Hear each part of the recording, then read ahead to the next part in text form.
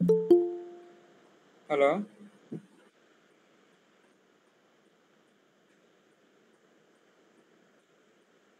Hello.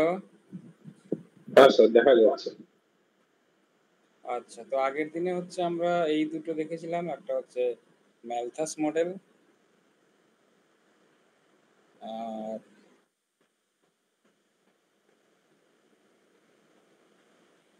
এই Malthus মডেলটা হচ্ছে আমরা আগের দিন দেখেছি।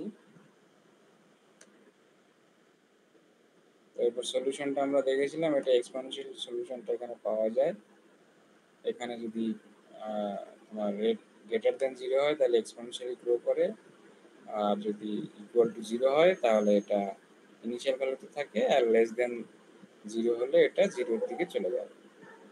তো এখানে ড্রব্যাকটা ছিল যে হচ্ছে তোমার আনরিয়েলিস্টিক একটা ইয়ে সিচুয়েশন অকার করে। তো তার জন্য হচ্ছে আমরা পরবর্তীতে লজিস্টিক মডেল দেখেছি। লজিস্টিকের ইকুয়েশনটা হচ্ছে আমরা এটা অলরেডি আলোচনা করেছি এইখানে যেটা দেওয়া আছে, এবং এটার সলিউশনটা হচ্ছে তোমরা সেদিন সলভ করেছিলে। এবং সেটার গ্রাফ যদি আমরা দেখি তাহলে গ্রাফটা হচ্ছে এরকম দেখতে হয় যদি গ্রোথ রেট আর যেটা সেটা পজিটিভ হয়। ঠিক আছে, নেক্সট আমরা যেটা দেখবো সেটা হচ্ছে যে অ্যালি ইফেক্ট। তো অ্যালি ইফেক্টটা যেটা সেটা হচ্ছে যে তোমার যে আগের যে দুটো ফাংশন, প্রথমে ম্যালথাস গ্রোথ বা এক্সপোনেনশিয়াল গ্রোথ, সেটা মডিফাই হয়ে যেটা হলো সেটা হচ্ছে তোমার লজিস্টিক গ্রোথ। আর তারপরে এটা মডিফাই হয়ে যেটা এসছে সেটাকে বলা হয় অ্যালি ইফেক্ট।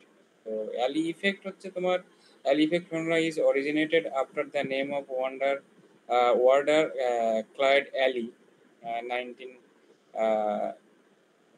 তোমার যেটা 1885 থেকে 1955 পর্যন্ত হচ্ছে এক্সিস্টেন্স ছিল না। তো এই অ্যালি ভদ্রলোক ইনি ছিলেন একজন জুলজিস্ট। হ্যাঁ, তো একজন zoologist as well as a animal ecologist in University of Chicago. তো এনার জুওলজি এবং তার সঙ্গে হচ্ছে অ্যানিমাল ইকোলজির সঙ্গে কাজ করছেন ইনি শিকাগো ইউনিভার্সিটি থেকে। তো ইনি হচ্ছে এই যে লজিস্টিক গ্রোথটা সেটাকে হচ্ছে আরো একটু রিয়েলিস্টিক ভাবে রিপ্রেজেন্ট করেন, এবং সেটাকে হচ্ছে অ্যালি ইফেক্ট হিসেবে নাম দেওয়া হয়।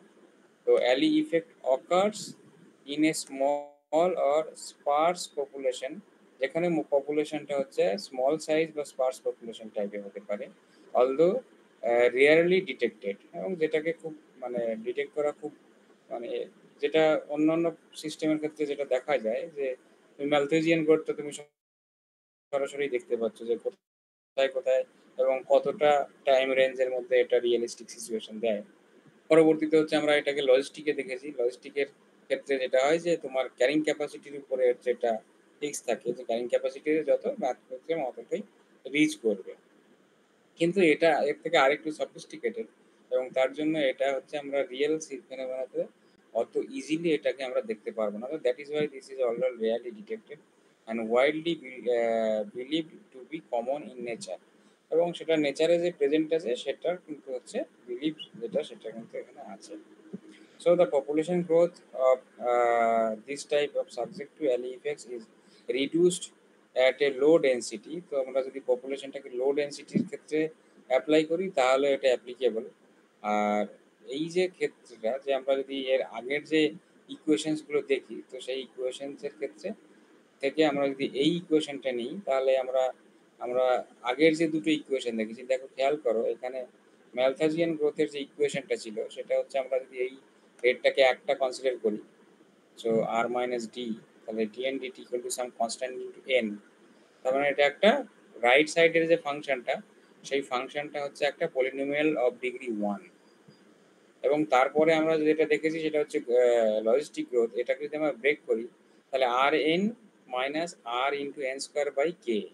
তার মানে এটা হচ্ছে একটা কোয়াড্রেটিক ইকুয়েশন এখানে আছে যেখানে কনস্ট্যান্ট টার্মটা অ্যাবসেন্ট আছে। কিন্তু আমরা যদি অ্যালি ইফেক্টের ক্ষেত্রে দেখি তাহলে একটা জেনারেলাইজড ফর্ম যেটা সেটা কিন্তু এরকম ভাবে দেখা যায়। দেখো এই যে gn equal to a naught plus a one n plus a two n square. এবার খেয়াল করো যে আমাদের আগের ইকুয়েশনটায় এই টার্মটা ছিল না, এই কনস্ট্যান্ট টার্মটাও ছিল না। তাহলে আমাদের যদি ফাংশনটা gn ইকুয়াল টু an, তাহলে dn dt equal to an, তাহলে এটা বেসিক্যালি কি আছে, এটা হচ্ছে আমাদের যে ম্যালথুসিয়ান গ্রোথ বা এক্সপোনেনশিয়াল গ্রোথ সেই ইকুয়েশনটা আছে। নেক্সট আমরা যদি এখানে এই টার্মটাকে ইনক্লুড করে দিই,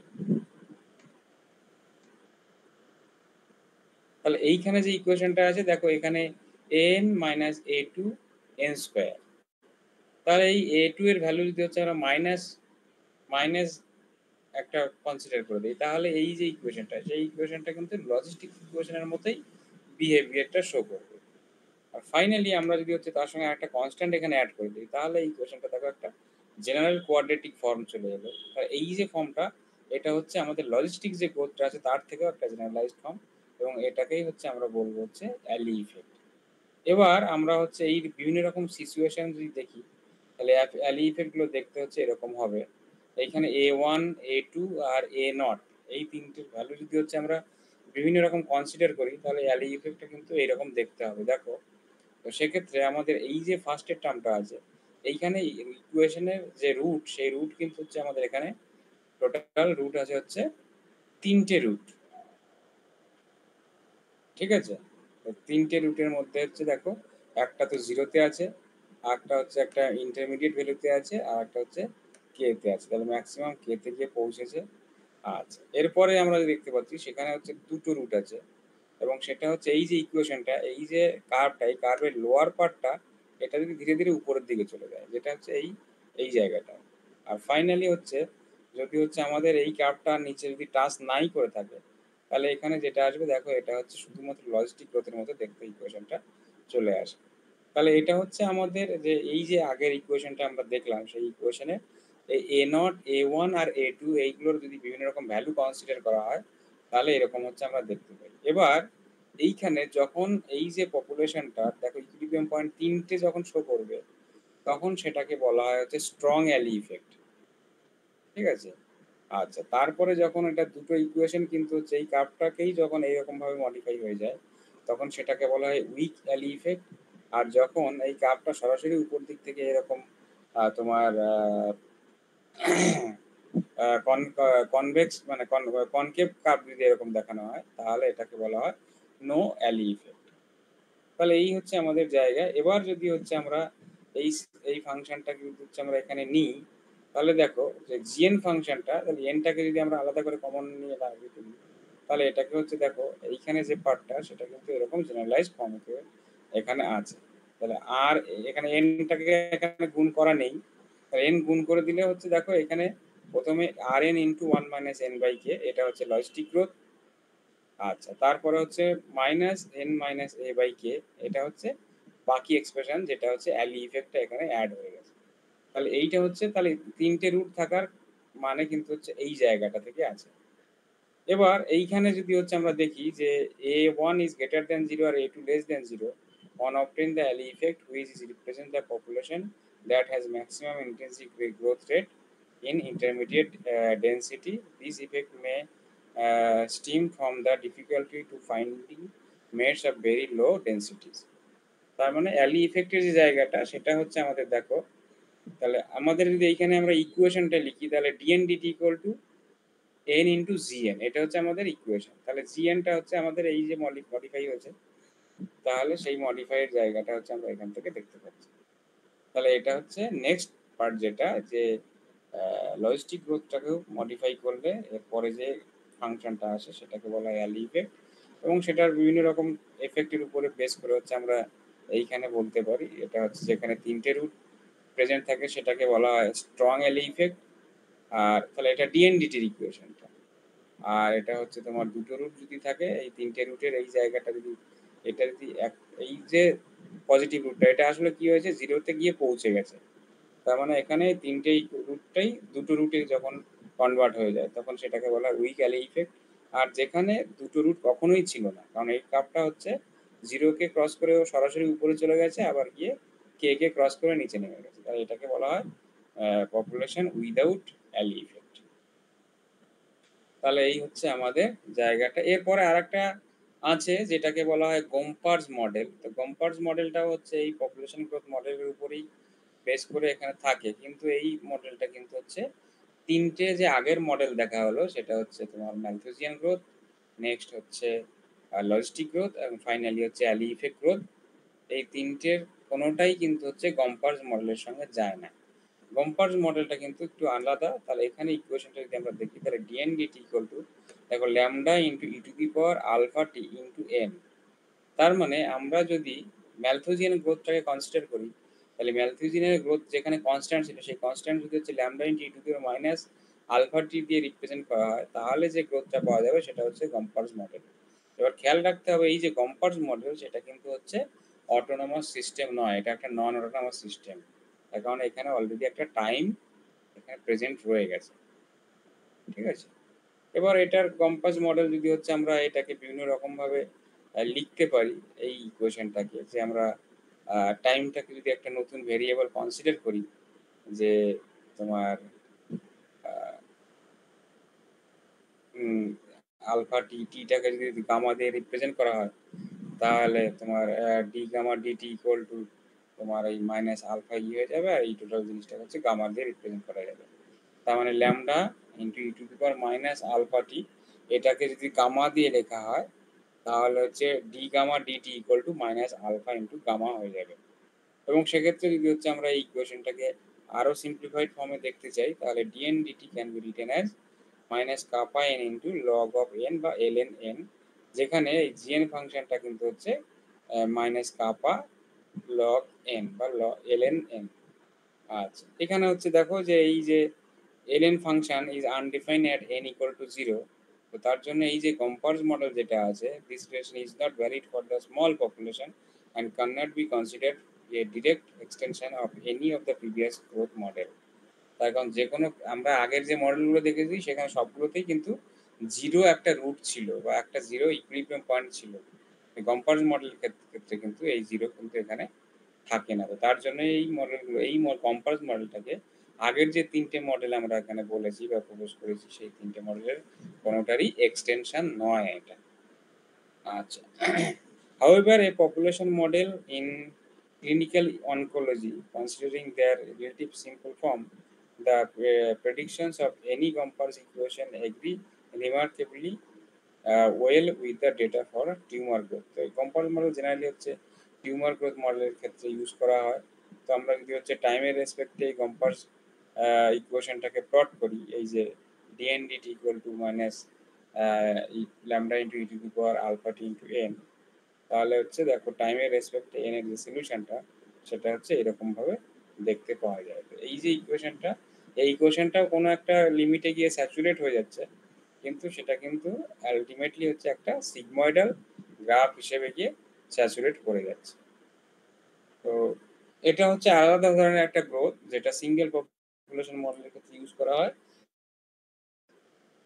এবং পরবর্তীতে মাল্টিপল পপুলেশনের জন্য কিন্তু আমরা যেখানে দরকার, যেখানে স্মল পপুলেশনের কনসেপ্টটা নেই, হায়ার পপুলেশনটা যেখানে সবসময় এক্সিস্ট করে, তো সেই সব জায়গায় কিন্তু আমরা গম্পার্স মডেলটাকে অ্যাপ্লাই করতে পারি।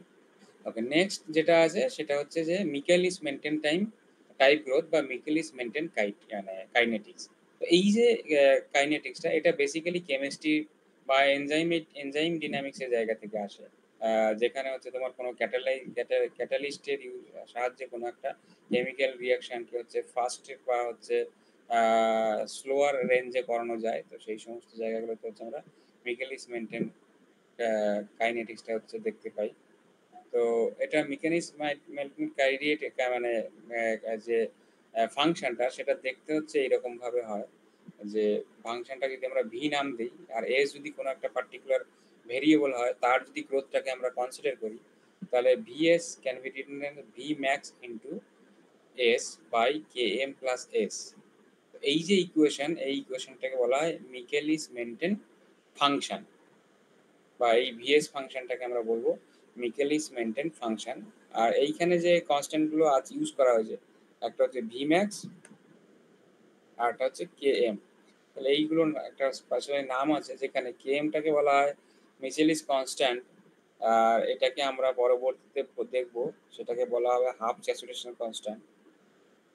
আর ভি ম্যাক্সটা হচ্ছে ম্যাক্সিমাম রেট, মানে যদি যে কোনো একটা কাইনেটিক যে ফর্ম হবে কোনো একটা কেমিক্যাল রিঅ্যাকশনে, তো ম্যাক্সিমাম কি রেটে ওটা ফর্ম হতে পারে তো সেটা হচ্ছে ভি ম্যাক্স।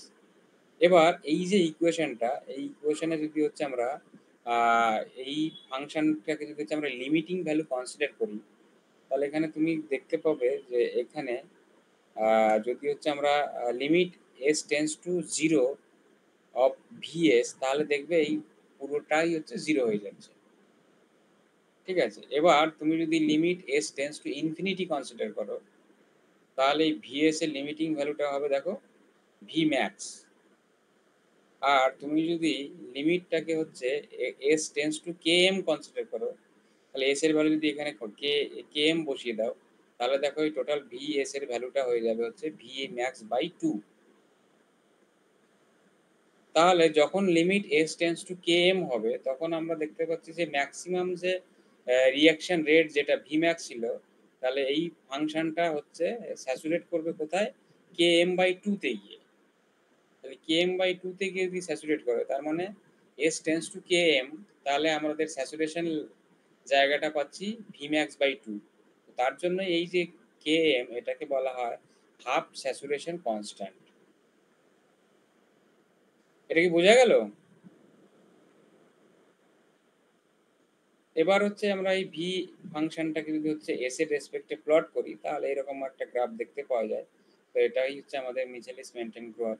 আর আমি এই যে লিমিটিং ভ্যালুগুলো বললাম, তো সেই ভ্যালুগুলো হচ্ছে এখানে দেওয়া আছে। দেখো আমরা যদি এস টেন্স টু জিরো করি, তাহলে Vmax S by K M plus S এটা ইকুয়াল টু জিরো। আর এস টেন্স টু ইনফিনিটি হলে এই ফাংশনের লিমিটিং ভ্যালুটা হবে ভিম্যাক্স।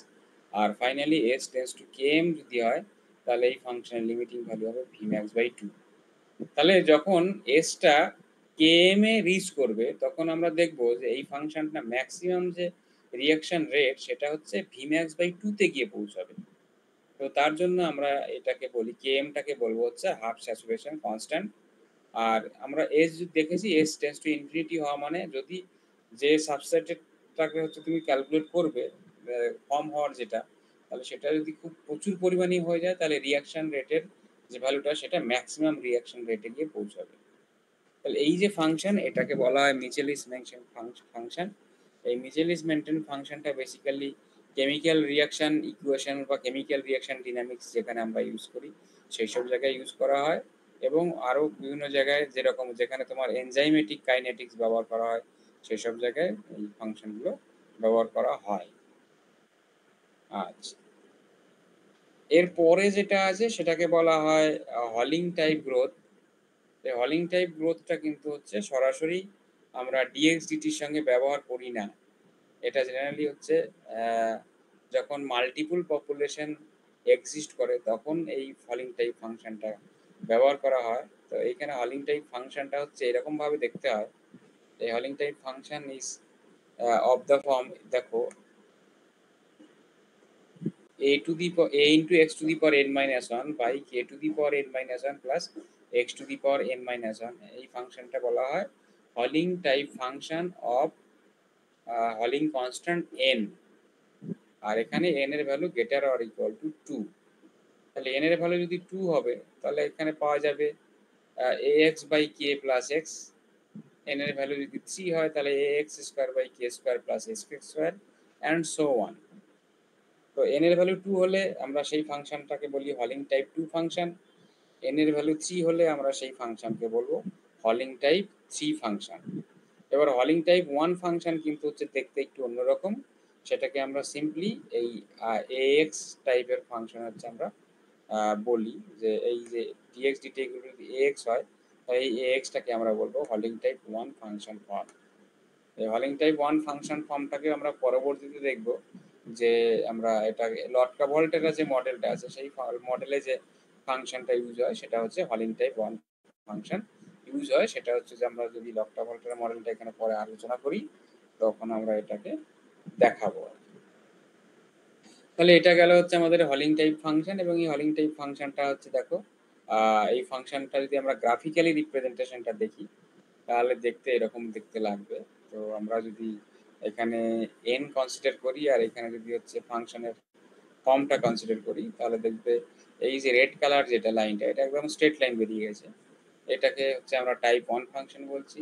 আর টাইপ 2 ফাংশনটা দেখো হচ্ছে এরকম একটা ফাংশন, যেটা হচ্ছে খুব হাই রেটে গ্রো করেছে এবং তারপরে গিয়ে স্যাচুরেট করে গেছে।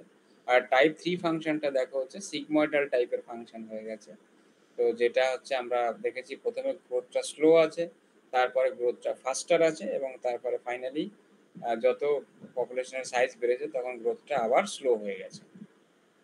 তাহলে এটা হচ্ছে আমাদের হলিং টাইপ 3 ফাংশনের ফর্ম।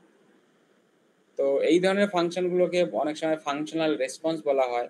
ফাংশনাল রেসপন্স কি সেটা আমি হচ্ছে একটু বলে দিই। যখন মাল্টিপল স্পিসিস থাকে, যখন একটা স্পিসিস আর একটা স্পিসিসকে কনজিউম করে, তাহলে যেই পিসিস একটা পিসিসকে কনজিউম করছে, তো সেই কনজিউমের জায়গাটাকে আমরা বলি ফাংশনাল রেসপন্স। মানে কোনো একটা রিসোর্সকে যদি কোনো একটা কনজিউমার কনজিউম করে, তাহলে কনজিউমার রিসোর্সকে যেই মানে ল দ্বারা কনজিউম করে, সেই লটাকে বলা হয় ফাংশনাল রেসপন্স। ঠিক আছে? ওকে। তো এই পর্যন্ত যদি কোনো কোশ্চেন থাকে তাহলে একটু জিজ্ঞেস করতে পারো।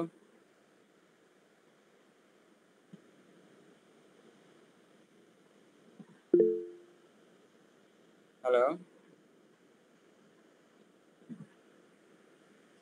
ওকে। যদি না থাকে তাহলে হচ্ছে আমরা এর পরবর্তী পার্টটাতে চলে যাই।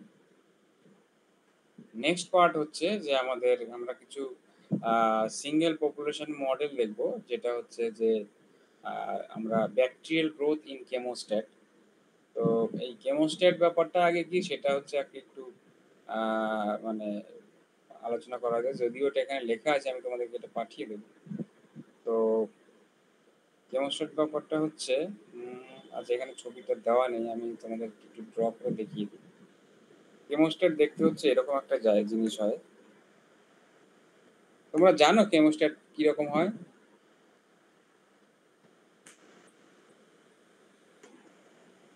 তাহলে এরকম হচ্ছে একটা তোমার রিজার্ভার আছে, যেখানে হচ্ছে তোমার বিভিন্ন রকম অর্গানিজম গুলো আছে, বা যেখানে কেমিক্যাল রিয়াকশনটা হবে সেই জায়গায়। আর এইখান থেকে হচ্ছে কোনো একটা কম্পাউন্ড এখানে ঢেলে দেওয়া হলো, আর এইটাকে হচ্ছে কোনো একটা স্টিয়ারিং দিয়ে হচ্ছে সবসময় নাড়ানো হচ্ছে। মানে এইখান থেকে একটা আউটপুট থেকে হচ্ছে একটা কেমিক্যাল যেখানে আসছে, এইটা দিয়ে হচ্ছে সবসময় এটাকে নাড়ানো হচ্ছে। আর এইখানে একটা স্টপ,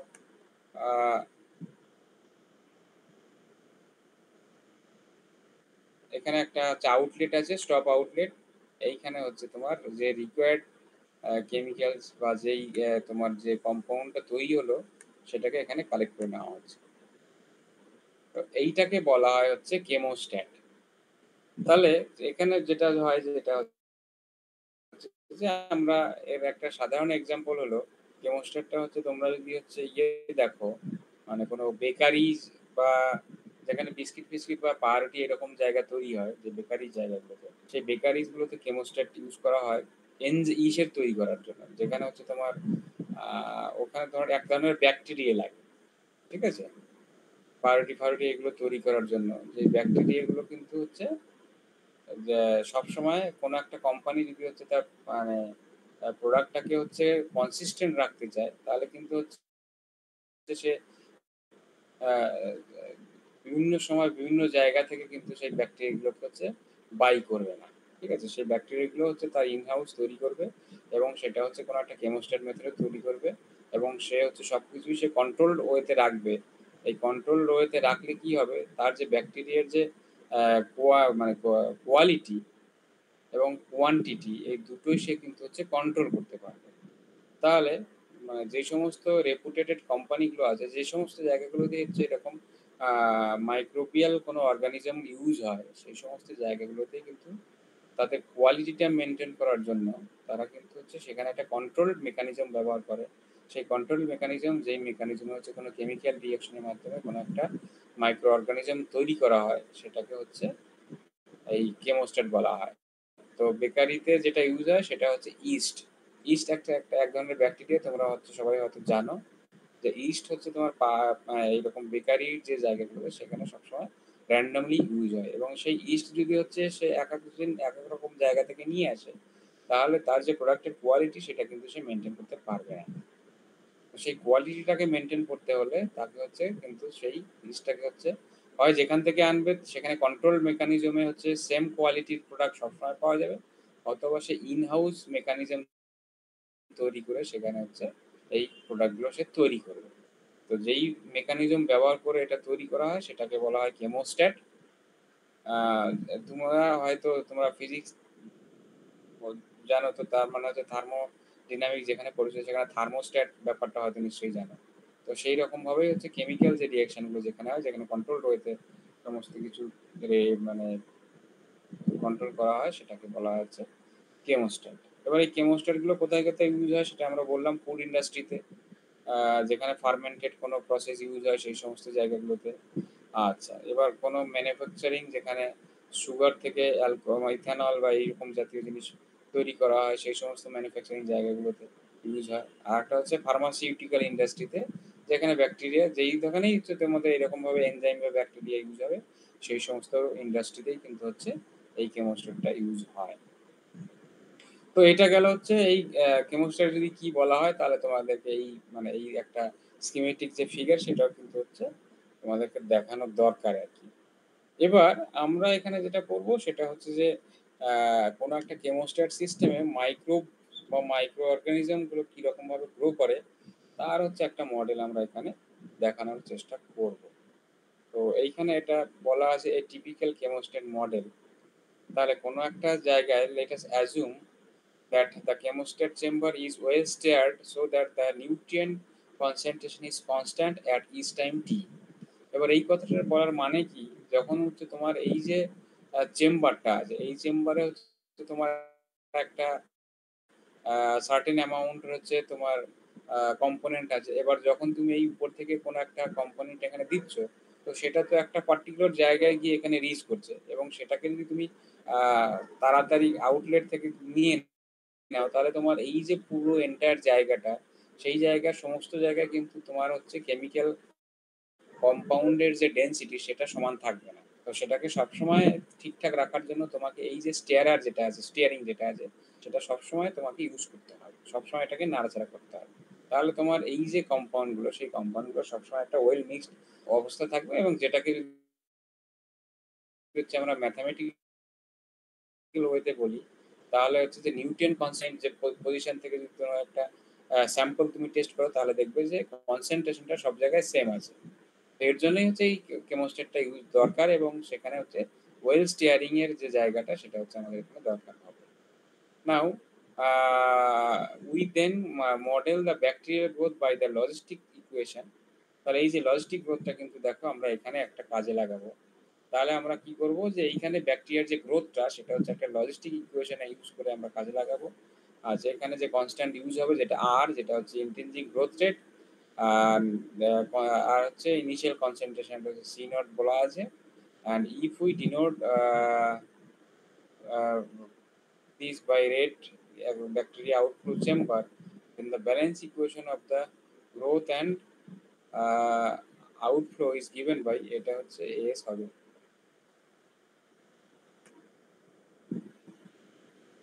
ঠিক আছে, তাহলে dB dt equal to R into B into one minus B by K. তাহলে দেখো এই যে পার্টটা আছে এই পার্টটা কিন্তু হচ্ছে লজিস্টিক গ্রোথ, আর তারপরে এটা হচ্ছে পুরো গ্রোথটা হচ্ছে। তাহলে এই লজিস্টিক গ্রোথটা কেন? কারণ তুমি যে চেম্বারে হচ্ছে তোমার ব্যাকটেরিয়াটাকে তৈরি করছো, তাহলে সেই ব্যাকটেরিয়াটা তো হচ্ছে ইনফাইনাইটলি ভাবে গ্রো হবে না। তো সেখানে আমরা দেখেছি এই সমস্ত কোনো কনফাইন্ড জায়গাগুলোতে যেখানে তোমার রিসোর্স লিমিটেড, সেই সমস্ত জায়গাগুলো তোমার ব্যাকটেরিয়ার গ্রোথ যেটা সেটা হচ্ছে লজিস্টিক গ্রোথ বিহেভিয়ার শো করবে। তো তার জন্য এই যে ফার্স্ট পার্টটা যেটা নেওয়া হয়েছে এটা হচ্ছে লজিস্টিক গ্রোথ। এবং তারপরে তো ব্যাকটেরিয়াটা এখানে তৈরি করেছো, সেখান থেকে তোমার ব্যাকটেরিয়াটা তুমি হচ্ছে তোমার ইন্ডাস্ট্রিতে বা তোমার ম্যানুফ্যাকচারিং হাবে পৌঁছে দেওয়ার জন্য বা তোমার এই ব্যাকটেরিয়াটা তোমাকে এখানে কালেক্ট করতে হবে। তো কালেক্ট করাটাই হচ্ছে যদি এস রেটে যদি এখান থেকে কালেক্ট করে নাও তার মানে মাইনাস এস ইন্টু বি, এই রেটে তুমি এই জায়গা থেকে এই যে ব্যাকটেরিয়াটা তৈরি হয়েছিল সেটাকে তুমি এখান থেকে কালেক্ট করে নেবে। তো এইটা হচ্ছে একটা টিপিক্যাল কেমোস্ট্যাট মডেল বা bacterial growth model in chemostat system. ঠিক আছে, where b is the population of the bacteria at time t। ঠিক আছে?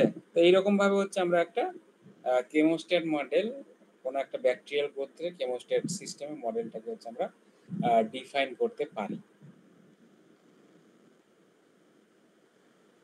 ঠিক আছে? হ্যালো?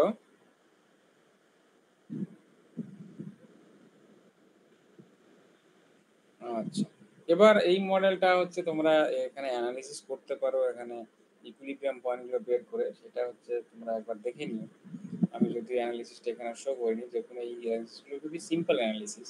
তো তার জন্য এখানে হচ্ছে আমি আর কিছু আলাদা করে শো করিনি। ওকে। নেক্সট আমাদের যেটা আছে, আমরা হচ্ছে কোনো সিঙ্গেল পপুলেশন, ন্যাচারাল পপুলেশনের ক্ষেত্রে আমরা একটা হারভেস্টিং মডেল যদি হচ্ছে এখানে শো করি, তো এটাও বেসিক্যালি হচ্ছে কোনো একটা লজিস্টিক ইকুয়েশন হবে এবং তারপরে আমরা এখানে হারভেস্টিংটা কাজে লাগিয়েছি। তো সেই মডেলটা যদি আমরা কনসিডার করি, তাহলে দেখো আমরা যদি কোনো একটা পপুলেশনের সাইজ যদি এক্স হয় এক টাইম টি, তাহলে গ্রোথ ইকুয়েশনটা হবে dx dt equal to some growth GX minus some output H X. এইচটা এখানে লেখা হয়েছে for the term harvesting. Harvest মানে হচ্ছে ধরো যেখান থেকে হচ্ছে আমরা কোনো কম্পোনেন্ট বা কোনো প্রোডাক্ট যেখান থেকে হচ্ছে আমরা নিজেদের ব্যবহারের জন্য সরিয়ে নিয়ে যাই, তো সেটা হারভেস্টিংটা হচ্ছে সব থেকে বেশি এগ্রিকালচারাল ফিল্ডে আমরা দেখতে পাই।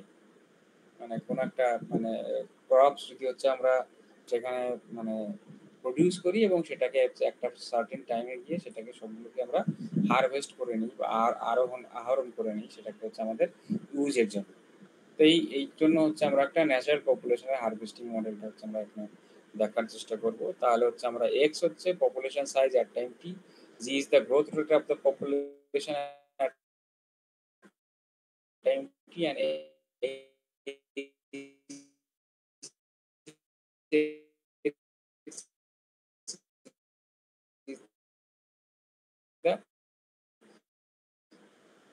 the term represents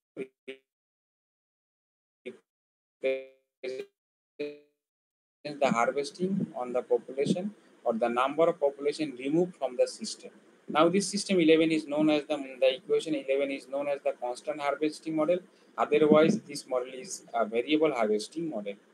ওকে, এবার হচ্ছে আমরা একটা টিপিক্যাল এক্সাম্পল যদি লিখি যে constant harvesting on logistic population growth থেকে আমি যদি পপুলেশনটাকে এক্স না লিখে এন লিখি, তার মানে ডিএনটি ওয়ান মাইনাস আর এইচ এর সঙ্গে কোনো কনস্ট্যান্ট বা কোনো ভেরিয়েবল এখানে গুণ হিসেবে নেই, তো এখানে হারভেস্টিংটা কনস্ট্যান্ট হারভেস্টিং। তাহলে in fact this equation is likely acts like a limited population, কারণ এখানে পপুলেশন যদি লিমিটেড থাকে তার মানে তুমি হচ্ছে খুব বেশি হারভেস্টিং বেশি অ্যামাউন্ট এখান থেকে তুমি পাবে না, একটা সেম অ্যামাউন্ট সিম্পল অ্যামাউন্ট এখান থেকে পেয়ে যাবে। So that is why this acts like a limited population.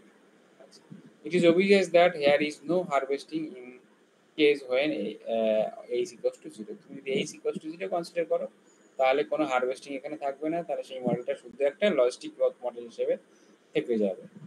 Now let the harvesting factor be positive, that is h is greater than 0.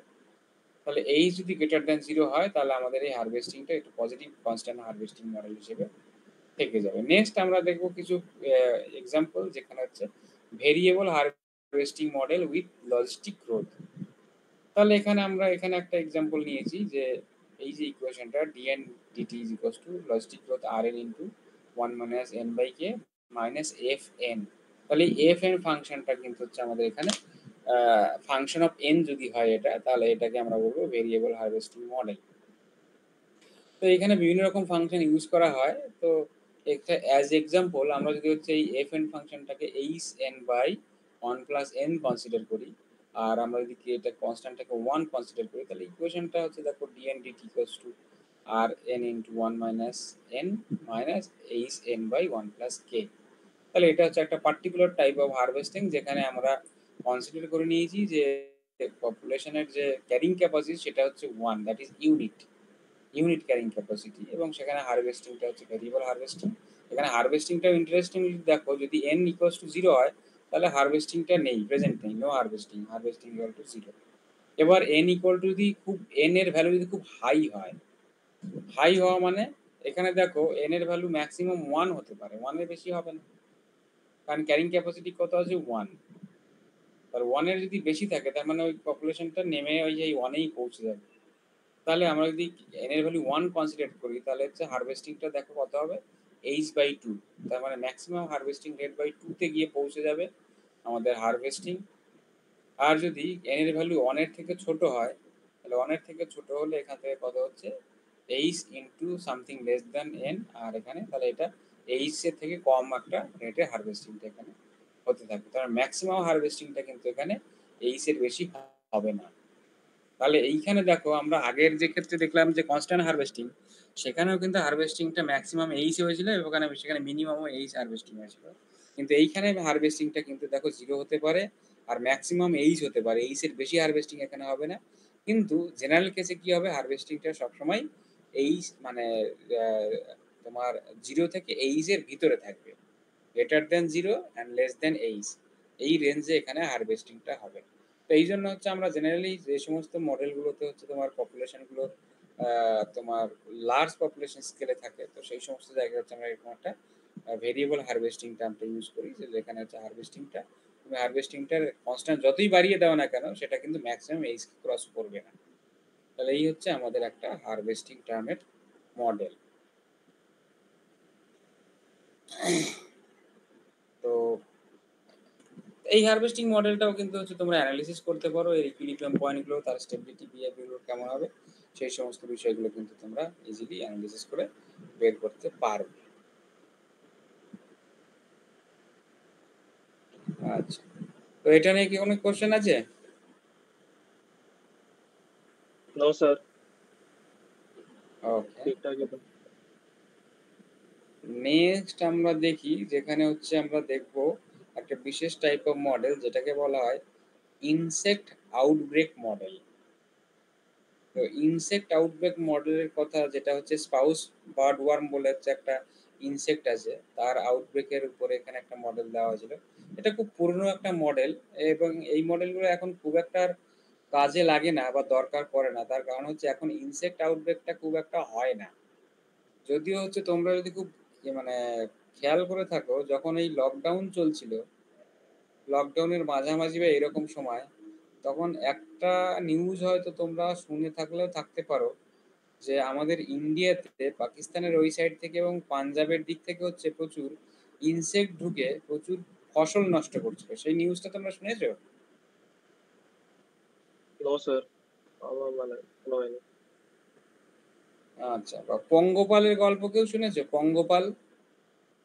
হ্যাঁ স্যার। পঙ্গপালের গল্পটা কি জানো, বলতে পারবে?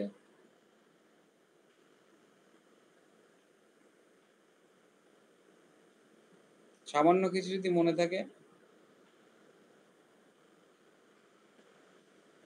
স্যার এতটা শুনেছিলাম, খবরে দেখাচ্ছিল ওই কোনো মানে অন্য প্রজাতির পঙ্গপাল এসে প্রচুর মানে শস্য নষ্ট করেছিল, এরকম টাইপের কিছু একটা।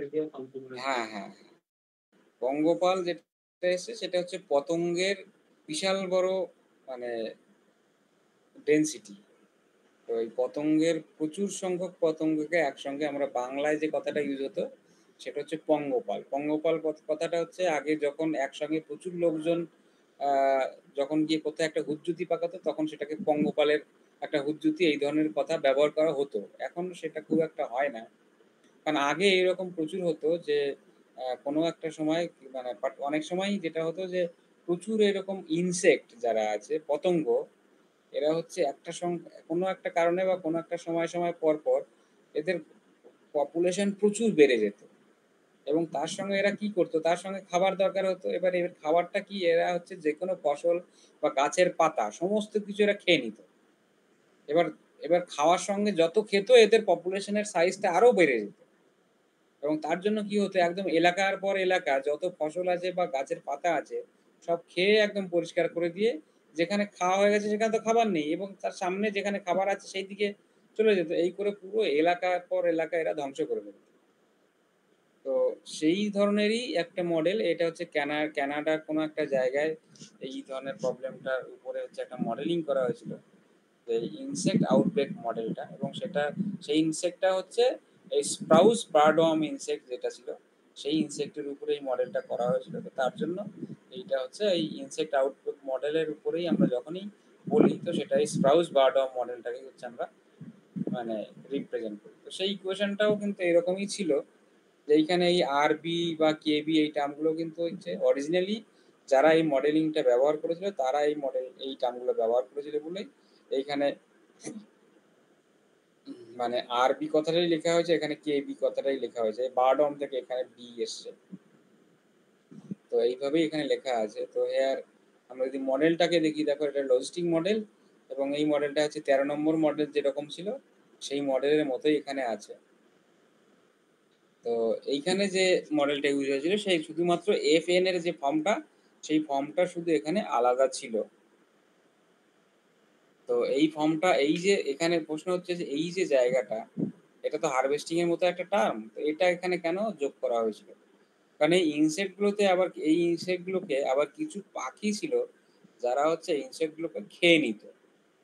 তো সেই পাখি যখন এই ইনসেক্টগুলোকে খেয়ে নিচ্ছে, তো পাখির পপুলেশন আলাদা করে না বসিয়ে ইনসেক্টগুলোকে কিভাবে খাচ্ছে, তো সেই ফর্মটা এখানে অ্যাপ্লাই করে হচ্ছে এই মডেলটাকে মডিফাই করেছিল, এবং তারা হচ্ছে এখান থেকে সলিউশন বের করেছিল যে ইনসেক্টগুলো জিরো জিরো ইকুইলিব্রিয়াম পয়েন্টে কিভাবে যেতে পারবে সেটা বের করার জন্য। ঠিক আছে, তো সেই জন্য এই মডেলটা, এবং সেখানে তারা যে মডেলটা এখানে ব্যবহার করেছিল, তো সেই জায়গায় এই FN যে ফাংশনটা, সেই ফাংশনটা হচ্ছে এই bn² বাই a² n² এইরকম ভাবে এখানে নেওয়া হয়েছিল, যেখানে a b হচ্ছে একটা কনস্ট্যান্ট, এবং সেটাকে যদি হচ্ছে আমরা দেখি, এই যে ফাংশনটা bn² by a² plus n², এটা কিন্তু এর আগে আমরা যেটা পড়েছিলাম যে হলিং টাইপ 3 ফাংশনাল ফর্ম।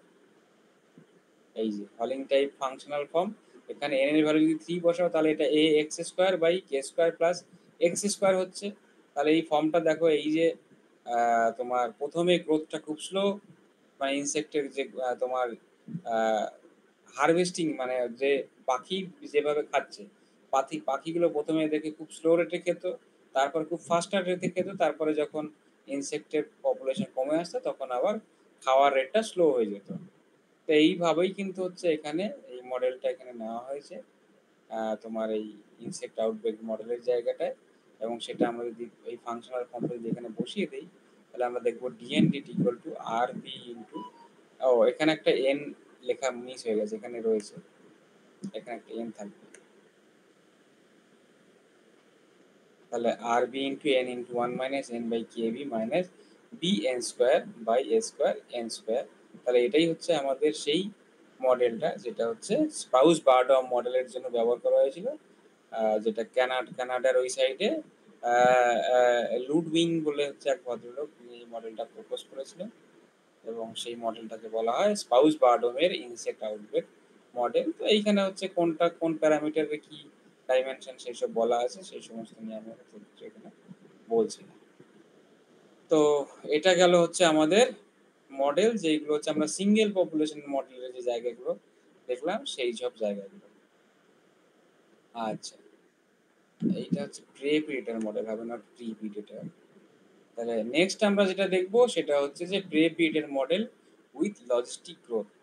তার মানে এতক্ষণ পর্যন্ত আমরা যে মডেলগুলো দেখলাম সেই সমস্ত মডেলগুলো হচ্ছে কিন্তু সিঙ্গেল ভেরিয়েবল মডেল। এই সিঙ্গেল ভেরিয়েবল মডেলের মধ্যে শুধুমাত্র স্প্রাউস বারডম মডেল যেটা আমরা বলেছি, তো সেই মডেলটাই কিন্তু একমাত্র মডেল আমরা আলোচনা করেছি যেখানে অন্য কোনো পপুলেশন এসে এখানে ইন্টারফেয়ার করেছে, কিন্তু আমরা সেই পপুলেশনের ডিনামিক্সটা এখানে দেখাইনি। বাকি যা ছিল সবগুলোই হচ্ছে সিঙ্গেল পপুলেশন মডেল, যেখানে আমরা নিজেরা কোনো রকম মানে যারা ইউজার তারা ওখানে কিছু হারভেস্ট করেছে, আর বাকিটার গ্রোথটা নিজেদের যেরকম গ্রোথ ছিল সেটাই এখানে ইউজ করা হয়েছে। তো নেক্সট আমরা যেটা দেখবো যে আমরা যদি পপুলেশন মডেল দেখি লজিস্টিক গ্রোথ দিয়ে, তো আমরা জানি যে একটা লজিস্টিক গ্রোথের যে ফাংশনের ফর্মটা হয় সেটা এরকম হয়, এবং সেটাকে যদি হচ্ছে আমরা ইউজ করি যে প্রে প্রিডেটর মডেলে, আমরা ধরে নিচ্ছি এক্স হচ্ছে প্রে পপুলেশনের ইকুয়েশন অ্যাট টাইম টি, আর ওয়াইটি হচ্ছে প্রিডেটর পপুলেশনের ডেনসিটি অ্যাট টাইম টি। তাহলে প্রে প্রিডেটর মডেলটাকে হচ্ছে আমরা dx/dt equal to logistic growth rx into 1 minus x by k এটা লিখলাম, আর হচ্ছে dy/dt হচ্ছে একটা ল দিয়ে লিখছি।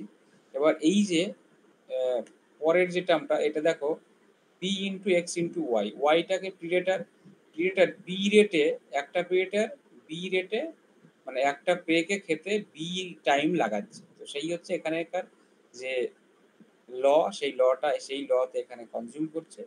আর সি ইন্টু এক্স ওয়াই যেটা খেলো সেটা সি রেটে হচ্ছে তার গ্রোথে কাজে লাগাচ্ছে। এই জন্য প্রিডেটরের যে গ্রোথ সেটা হচ্ছে শুধুমাত্র প্রে পপুলেশনকে কনজিউম করে যে গ্রোথটা কাজে হচ্ছে সেই গ্রোথটা এখানে ব্যবহার করা হচ্ছে। আর ডি ইন্টু ওয়াই এটা হচ্ছে প্রিডেটর পপুলেশনের হচ্ছে ডেথ রেট।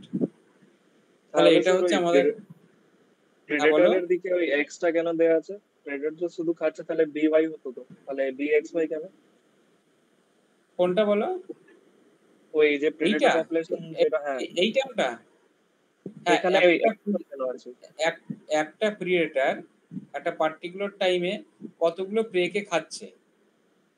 ও তার মানে ওকে। প্রিডেটর প্রেকে খাচ্ছে, এটা তো ইন্টারাকশন হচ্ছে না। হুম যদি ওকে প্রিডেটর স্যার। সরাসরি এখানে এসে প্রিডেটর কি করে প্রেকে কমাবে? প্রেকে তো ধরে নিয়েই কমাবে না, খেয়ে কনজিউম করে কমাবে। তো তার জন্য ওকে ওর যে পপুলেশনের সাইজ সেটাও এখানে ইনভলভ থাকবে। এবার তার ঠিক আছে। গ্রোথটা, এই গ্রোথটা কিভাবে গ্রো হচ্ছে না, খেয়ে দিয়ে যে গ্রোথটা হচ্ছে, তো সেই গ্রোথটা তো তার জন্য এখানে ওয়াই প্রেজেন্ট, এখানে এক্স প্রেজেন্ট থাকবে। আর এখানে তো ক্রিয়েটারের নিজস্ব ডেথ রেট। ঠিক আছে, তো এই যে মডেল এটা হচ্ছে একটা predator model with logistic growth এখানে নেওয়া আছে। আর এই যে যে ফাংশনাল রেসপন্স, এই যে টার্মটা এটাকে বলা হয় ফাংশনাল রেসপন্স। মানে হচ্ছে প্রিডেটর প্রেকে কনজিউম করছে। তো এই যে ফাংশনাল রেসপন্স এটাকে আমরা বলতে পারি এটা হচ্ছে তোমার হলিং টাইপ 1 ফাংশনাল রেসপন্স, বা এটাকে আমরা লটকা-ভল্টেরা টাইপ ফাংশনাল ফর্মও বলতে পারি।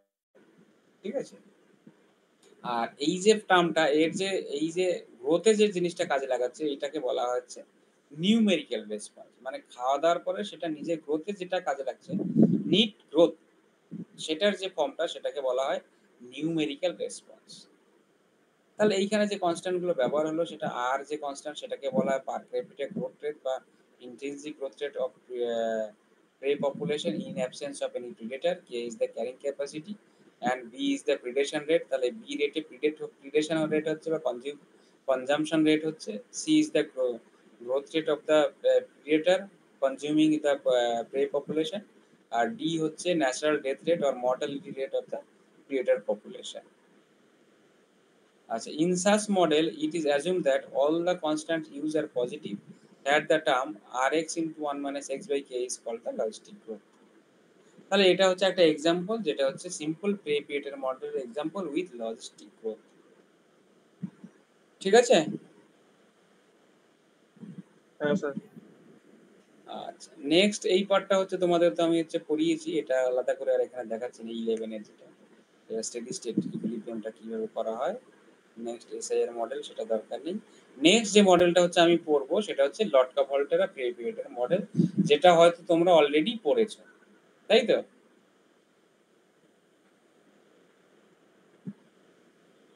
হ্যালো, না স্যার, আমি জানি না স্যার। আচ্ছা যদি না জানো তাহলে হচ্ছে সেটা জেনে নাও, যারা জানে তারাও একবার করে রিমাইন্ড করে নাও। তো আমরা যদি দুটো পপুলেশন, একটা এনটি হচ্ছে প্রে পপুলেশন আর পিটি হচ্ছে প্রিডেটর পপুলেশন কনসিডার করি, তাহলে লটকা-ভল্টেরা মডেলটা হচ্ছে এরকম ভাবে লেখা যায় ডিএনডি ইকুয়াল টু দেখো এএন মাইনাস বিএনপি, আমি যদি ভেঙে লিখি, আর DPDT equal to CPN minus DP.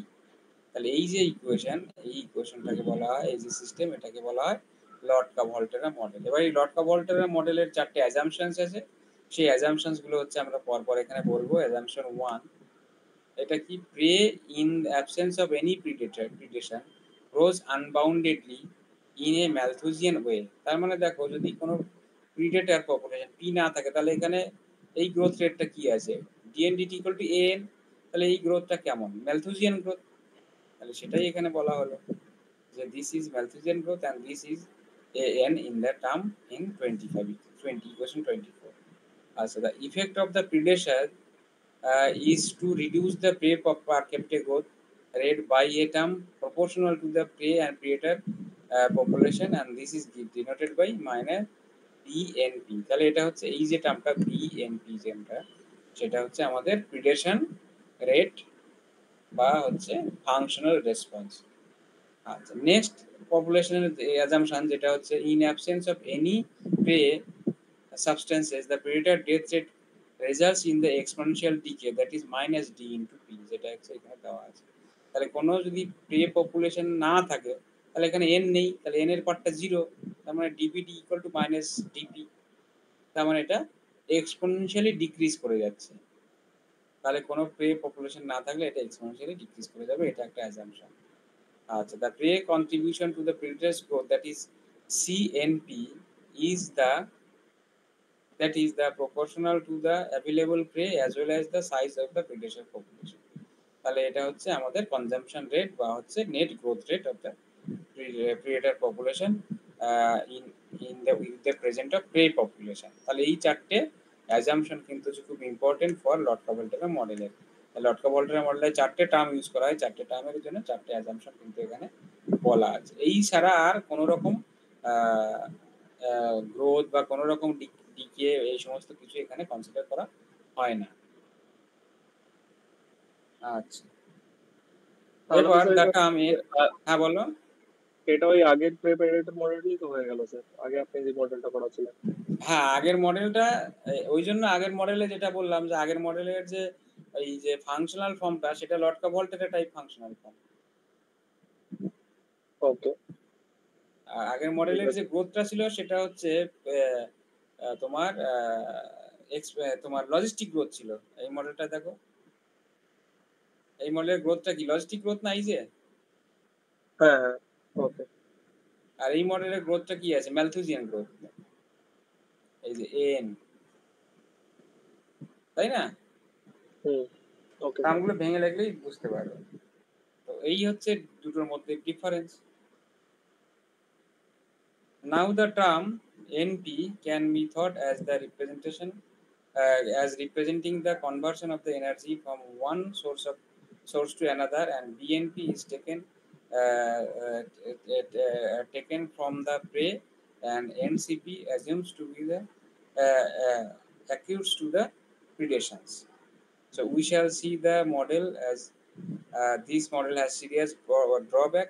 Nevertheless, it has been considerable value of posing high relevant questions and a jump of place for more realistic model.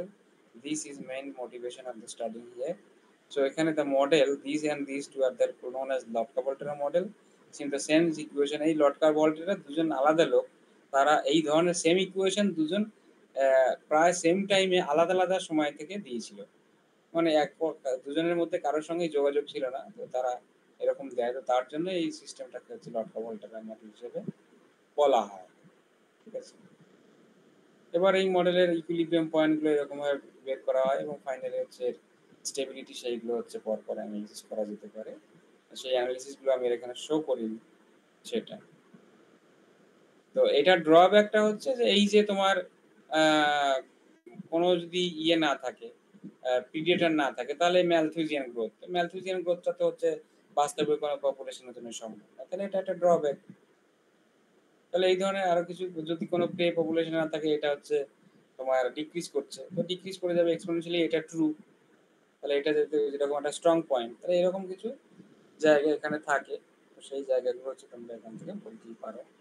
আর বাকি অ্যানালিসিসটা শুধুমাত্র equilibrium point, দুটো equilibrium point থাকে, একটা 0 0 আর একটা হচ্ছে দেখো d/c আর একটা হচ্ছে a/b, এই দুটো ইকুইলিব্রিয়াম পয়েন্ট এখানে আছে এবং তার করেসপন্ডিং যে স্টেবিলিটি সেইগুলো চাইলে আমরা পরবর্তীতে অ্যানালিসিস করতে পারি। ঠিক আছে? Yes sir. আচ্ছা, তাহলে এইটা হচ্ছে আমাদের আরেকটা মডেল গেল, যেখানে হচ্ছে আমরা 2 ডাইমেনশনাল সিস্টেম দেখলাম, মানে দুটো পপুলেশনের যে মডেলটা সেটা। তাহলে এই দুটো মডেলেই কিন্তু আমরা দেখলাম প্রে-প্রিডেটর সিস্টেম, একটা হচ্ছে লটকা-ভল্টেরা টাইপ আর একটা হচ্ছে logistic growth type pray-predator model. ঠিক আছে? আচ্ছা, নেক্সট আমরা একটা মডেল দেখব, সেটা হচ্ছে যে কম্পিটিশন মডেল। তো কম্পিটিশন মডেলটা হচ্ছে যে এই যে মডেলগুলো আমরা আগে পড়লাম সেই রকমই, কিন্তু এখানে কম্পিটিশন যখন আসবে তখন কিন্তু হচ্ছে প্রে-প্রিডেটর ইন্টারঅ্যাকশন এখানে থাকবে না। কম্পিটিশন মানে হচ্ছে কম্পিটিশন কখন হবে, যখন দুটো সেম টাইপ অফ পপুলেশন একটা সেম রিসোর্সের জন্য লড়াই করবে, তখন সেখানে কম্পিটিশন হবে। তো সেই কম্পিটিশনটাকে আমরা জেনারেলি বলি ইন্ট্রা স্পেসিফিক কম্পিটিশন।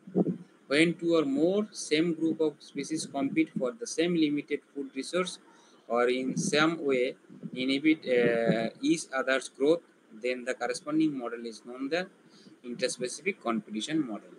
তাহলে আমরা ধরে নিচ্ছি যেহেতু এখানে কম্পিটিশন সেম স্পিসিসের মধ্যে হবে, তাহলে আমরা দুটো গ্রুপ অফ স্পিসিস কনসিডার করছি, একটা হচ্ছে N1 আর একটা হচ্ছে N2। এবার গ্রোথগুলো দেখো, তাদের দুজনেরই গ্রোথ হচ্ছে লজিস্টিক রাখা হয়েছে। লজিস্টিক রাখার উদ্দেশ্যটা কি? কারণ যেহেতু এই স্পিসিসের গ্রোথ, সেই স্পিসিসের গ্রোথ কখনই আমরা এক্সপোনেনশিয়ালি ভাববো না। তো সেটার গ্রোথের ফার্স্ট পার্টটা যেটা এই পর্যন্ত যদি আমরা ভাবি, তাহলে এটা এখানে লজিস্টিক গ্রোথ আছে। সেকেন্ড ইকুয়েশনে যদি এই পর্যন্ত ভাবি, তাহলে এখানে লজিস্টিক গ্রোথ আছে। আর এই পার্টটা যদি ব্র্যাকেট তুলে দিই, তার মানে এই R1 ইন্টু N1 এটার সঙ্গে গুণ আছে এই টার্মটার সঙ্গে। তাহলে দেখো R1 B12 into N1 into N2, এই যে টার্মটা, এখানেও N1 N2 ইন্টারাকশন রয়ে গেছে। সিমিলারলি সেকেন্ড ইকুয়েশনেও দেখো R2 B21 into N1 N2, এখানেও N1 N2 ইন্টারাকশন রয়ে গেছে। তাহলে দুটো ইকুয়েশনই সেম এক্সপ্রেশন আছে, দুটো আলাদা আলাদা ভেরিয়েবলের। এবং দুটো দেখো এইটার গ্রোথটা যেটা হচ্ছে, সেটার গ্রোথটাকে আমরা দিই N2 এখানে কি করছে, N1 এর গ্রোথটাকে কমিয়ে দেওয়ার চেষ্টা করছে। একই রকম ভাবে N2 এর গ্রোথে N1 এসে N2 এর গ্রোথটাকে কমিয়ে দেওয়ার চেষ্টা করছে। তাহলে এই যে একজন আর একজনের গ্রোথে যখন হচ্ছে ইন্টারফেয়ার করে, তাহলে ইন্টারফেয়ারটা কেন না, এরা হচ্ছে কোনো একটা রিসোর্সের জন্য মারপিট করছে। এ গিয়ে ওর গ্রোথটাকে কমানোর চেষ্টা করছে, ও গিয়ে ওর গ্রোথটাকে কমানোর চেষ্টা করছে। তার জন্য এই জায়গাটাকে বলা হয় হচ্ছে কম্পিটিশন মডেল, বা এটাকে আমরা বলি ইন্টারস্পেসিফিক কম্পিটিশন মডেল। ঠিক আছে? Yes sir. তাহলে ইন্টারস্পেসিফিক কম্পিটিশন মডেল বলতে আমরা কি বুঝি সেটা, এবং সেটার একটা এক্সাম্পল আমরা দেখলাম। এবং এই এক্সাম্পলে এটাকে আমরা কেন এটাকে বলতে পারি, কারণ হচ্ছে দেখো এই জায়গাটা হচ্ছে কম্পিটিশনটা রয়ে গেছে, দুটো সেম মানে ইন্টারফেয়ার করছে গ্রোথে, একজন আরেকজনের গ্রোথটাকে কমানোর চেষ্টা করছে। তো এই জন্য আমরা এটাকে বলি হচ্ছে interference of growth or competition model. তো এই হচ্ছে আমাদের এখানে কম্পিটিশন মডেল। এটাও 2 ডাইমেনশনাল মডেলের মধ্যে একটা আসে। এটা গেল। আর এইখানে স্টেবিলিটি অ্যানালিসিসের জায়গা নেই, ফেস পোর্ট্রেট তোমাদের দেখিয়ে দিয়েছি এখানে, এটা আর দেখানোর কিছু নেই। ওকে, তো এই পর্যন্ত তাহলে আজকে থাক। আমাদের একটা পার্ট বাকি থাকলো, যেখানে হচ্ছে এই ফুড চেইন মডেল, এই জায়গাটা রয়ে গেছে। তো সেইখানে হচ্ছে আমরা দেখবো একটা দুটো এক্সাম্পল ফুড চেইন মডেল কিভাবে আসে, আর এবং তার অ্যানালিসিস গুলো কিভাবে হয় মাল্টিপল ডাইমেনশনাল সিস্টেমের জন্য। একবার হচ্ছে আমরা সিলেবাসটা দেখে নিই। আমাদের এখানে হ্যাঁ, কন্টিনিউয়াস মডেলের ক্ষেত্রে exponential growth, logistic growth, Allee effect, micro অর্গানিজমের গ্রোথ আমরা দেখলাম, এটা কেমোস্ট্যাটে দেখেছি, মিকেলিস মেনটেন ফাংশন। আচ্ছা, কেমোস্ট্যাট মডেল আমরা দেখে নিয়েছি। আচ্ছা, লটকা-বল্টনের মডেল, কম্পিটিশনের মডেল আমরা দেখে নিয়েছি। এরপরে হচ্ছে আমাদের ক্রিয়েপিটার মডেল ফর 3 ভেরিয়েবল এবং ফুড চেইন, এই দুটো বাকি আছে। ওকে, আশা করা যাক আর একদিন ক্লাসে হচ্ছে আমাদের কমপ্লিট হয়ে যাবে। ঠিক আছে? Okay sir. Okay sir sir. মানে ঠিক আছে, তাহলে তোমরা হচ্ছে আমাকে একটা অ্যাটেন্ডেন্স পাঠিয়ে দিও। প্রশ্ন দিয়ে দেবেন কি? হ্যাঁ, প্রশ্ন দিয়ে দেবো। নেক্সট ক্লাসে যেদিন শেষ করব সেদিন হচ্ছে কিছু কোশ্চেন আলোচনা করব, কোশ্চেনের টাইপগুলো নিয়ে। ঠিক আছে? স্যার নেক্সট ক্লাস তো 19 তারিখ হবে না মনে হয়, অনেকের পরীক্ষা আছে আমাদের। তাহলে তার আগে যদি সময় পাই কোনো একদিন তোমাদের যদি ফাঁকা থাকে বলো। বলো, আর কেউ কিছু বলছিলেন? আচ্ছা, ওই পরীক্ষার ব্যাপারটাই বলতে চাইছিলাম আর কি, যে পরের শনিবার তো আমাদের পরীক্ষা আছে, ওই ক্লাসটা যদি কোনোভাবে রিশিডিউল করা যায় অন্য দিন। হ্যাঁ হ্যাঁ হ্যাঁ, ওটা রিশিডিউল করা দেখছি আমি। ঠিক আছে, বৃহস্পতিবার, বুধবার বৃহস্পতিবারের মধ্যে কোনো একদিন নেওয়া যেতে পারে। বৃহস্পতিবার স্যার কিছু জনের পরীক্ষা আছে, মানে বৃহস্পতিবার আর শনিবার দুটো দিন অ্যাকচুয়ালি হবে। তাহলে শুক্রবারে দেখা যেতে পারে। হ্যাঁ, তারপরে দেখলেই হয়। হ্যাঁ স্যার, শুক্রবার ছুটিও আছে, গুড ফ্রাইডে। ঠিক আছে, ঠিক আছে। আর না হলে বুধবারেও দেখা যেতে পারে। তোমরা আমাকে একবার মঙ্গলবার মনে করিও। 19th এর ডেটটা একটু যদি আপনি প্রিভেন্ট করতে পারেন। 17th আর 19th তো আমাদের ওই পরীক্ষা আছে। এটা ছাড়া হ্যাঁ বলো।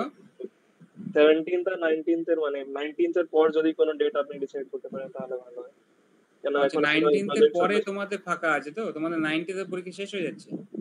90তে পরীক্ষা শেষ, মানে ওই প্রজেক্টের জন্য সবাই একটু বিজি আছে, মানে কেউ পিপিটি তৈরি করছে, কেউ তার জন্য একটু অকুপাইড আছে সবাই। তাহলে যদি আপনি 21 এ সোমবারে করো। ওকে স্যার, তাতে যদি সবাই হ্যাঁ হ্যাঁ হ্যাঁ, দেখো। Okay sir. ঠিক আছে, ওকে ওকে, চলো তাহলে আমি স্টপ শেয়ারিং করে দিলাম।